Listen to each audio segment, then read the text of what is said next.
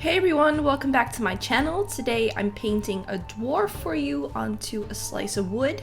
I really wanted to practice with drawing braids and also different face shapes and different types of characters than just pretty little elves. First of all, I really want to thank you guys for the support you've been giving me lately.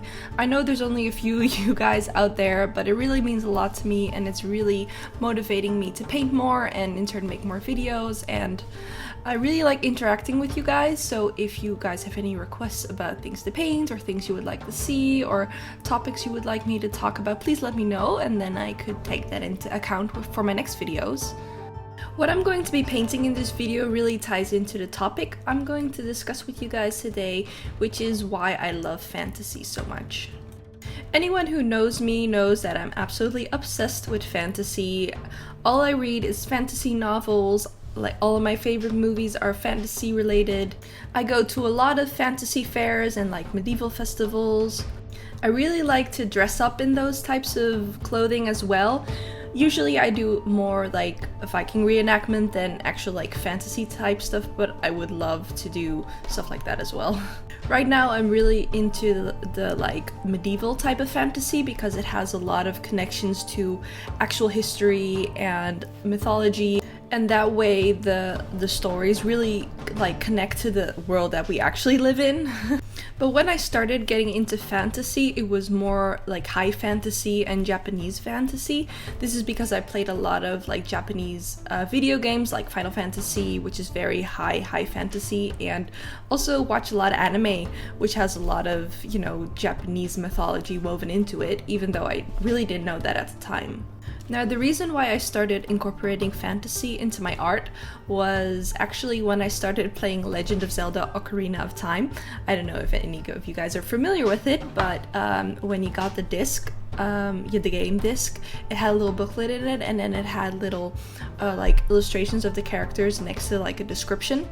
And I'd always been really into drawing, but for some reason I was just so inspired by that whole game ever since my mom bought me that GameCube, you know, like a whole world went open for me, and I just got really inspired by these video games, and I saw these little drawings in the booklet and I was like, oh, I want to draw that as well. So I would make up little characters that would fit in the whole setting of the game, and I would be so excited by it. And next to starting to draw those types of things as well, I was just really getting into video games, like completely obsessed. I had just started high school and I was really unhappy there, and I was hanging out with people that I really didn't like because I didn't want to get bullied, so I really just tried to be as much like them as I could so that they would accept me. But once I started playing video games, I had this escape, and I really didn't need to pretend to like someone that I didn't like, because I could just go home and play with my video games, and that made me so happy. And I would just immerse myself in this world, and I would just like imagine like these characters that I'd created. It was just a real good escape from, you know, the real world. So after becoming completely obsessed with The Legend of Zelda, you know, I started buying more games for the GameCube, and eventually I also got a PlayStation 2, and in my opinion, PlayStation 2 is the best video game era ever. Like, can't be topped. Like, they just don't make them like that anymore.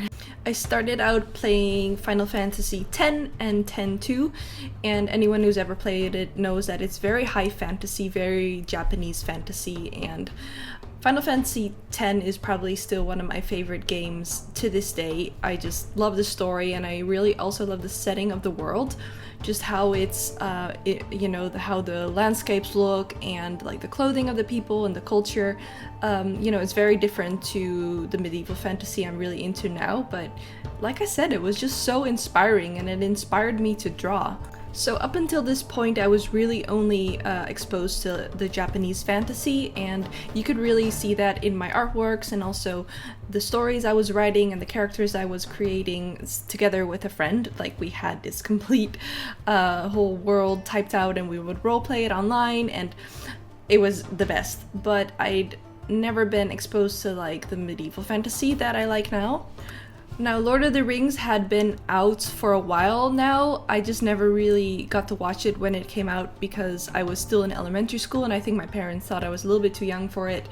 But eventually my mom rented the first two movies for me, And I watched them, and oh my god, you guys, I joke about it, but it's true. Like, I feel like I was reborn when I saw these movies for the first time. So after I watched the first two, I made my mom go get the third one, because of course I had to see it immediately. And I just remember like bawling my eyes out for most of that movie. If you guys have seen it, I've pretty much started crying from the moment that Pippin sings for the Steward of Gondor up until the ending of the movie, like bawling. I have never cried so hard at a movie ever. And I'm trying to think of why those movies really moved me at the time. I don't know if it was the story or the characters. Probably the whole world building, that the world is so complete, was so interesting to me. I don't know, it's just I'd never seen anything like it before, even though Lord of the Rings has been around since the 50s, right?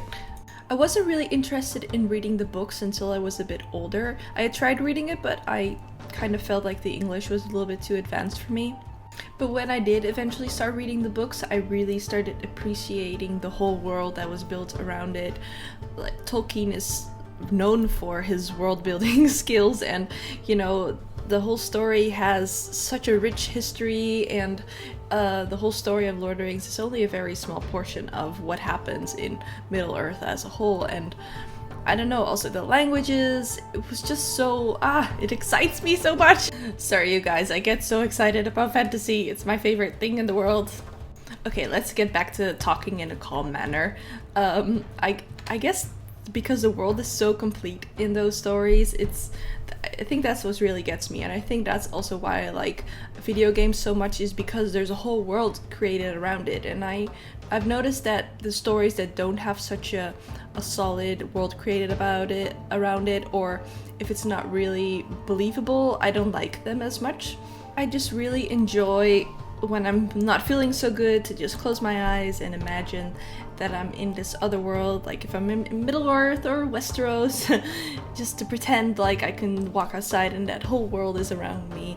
Even though there's always war in those stories, I just still kind of like to imagine being there and being part of those worlds. And I guess that's why I like to dress up to those fantasy festivals as well, because then for one day I can just wander around and pretend we're in a different world than our own, because obviously our whole world is very boring compared to everything that has been written in stories. I know I must sound very obsessive, but really I am. Every time I find something that I really like, I can't just like it. I need to go full guns blazing obsession with it. And sometimes I also try to avoid things that I know I'll really like. For example, World of Warcraft, I tried to stay away from it for a very long time, but then eventually I did play it, and then I realized why I stayed away for it for such a long time, because the next 5 years of my life was spent behind my computer. But you know, it was just so inspiring to me. Like, those types of things really inspired me to draw more, to create more art, and you know, because my art is the most important thing for me in my life right now, I don't really see it as a waste of time or a waste of money, because you know, it gives me fuel to draw more. And now that I'm older and I'm reading a lot of the mythologies that a lot of these fantasy stories were based on, I really like learning about how people in the past would use these myths to explain the world around them, like phenomena in nature and like just what was happening in the world, because they didn't have science, so they would use these stories to explain the weather or the changing of seasons, or you know, just the forces in the world. And what I really think is interesting is that cross-culturally there are a lot of similarities in these stories. Like, there will always be like a thunder god or the hero archetype or this huge snake. It comes back a lot. And even though I see these stories of the gods and goddesses and different characters in these myths, I see them as extremely symbolic, and because they're symbolic, I can attach them to things that are happening in our world. Now, of course, mythology and fantasy stories are very different, because a lot of fantasy stories have a lot of mythology woven into them. That's where the connection is for me. And these characters, as well as in the mythology as in fantasy stories, these are archetypes, which again are very symbolic to me. Which in a way, I guess, helps me connect to this world that we live in as well. Even though I'd still rather just live in a hobbit hole in Hobbiton and, you know, drink ale all the time and be happy and have no cares in the world. But that's not the reality, unfortunately. So I guess for now I'll just continue to create my own worlds and create my fantasy art and just enjoy it that way. Okay guys, we've reached the end of the video. I want to thank you guys for watching, and please don't forget to like, subscribe, and comment. I would really appreciate that. And thank you guys for watching again. Bye!